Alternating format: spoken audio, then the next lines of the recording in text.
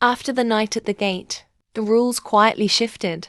Zariah noticed it in the way guards followed her closer, in how Kang Jae-hyun appeared more often silent, watchful, unreadable. He didn't scold her again. He didn't threaten her. That silence unsettled her more than anger ever could.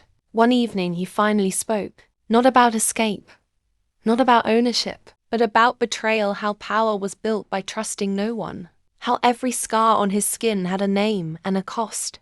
Zariah listened, realizing for the first time that the Mafia King was not fearless, he was guarded.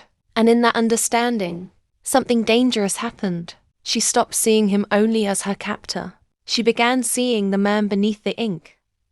The attack came without warning. Gunfire shattered the quiet night.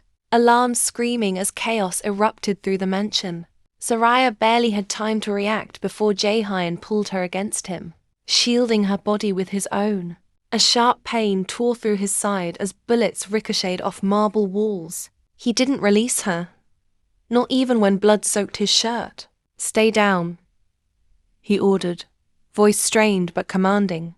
When the gunfire finally stopped and he collapsed, Zariah realized something terrifying. The Mafia King had risked his life for her, and that changed everything. Jae-hyun lay unconscious for days.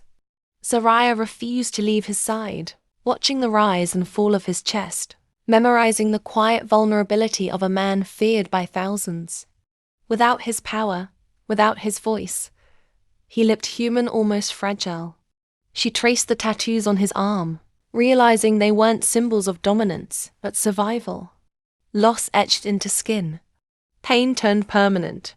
For the first time, she wondered what kind of man he might have been, without violence shaping him.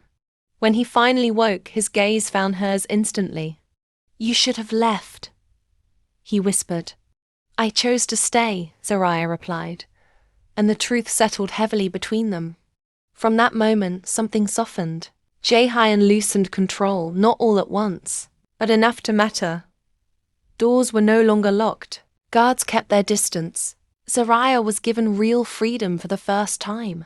But freedom came with consequences. His men noticed. His enemies sensed weakness. Whispers followed her through the halls. "She's changing him."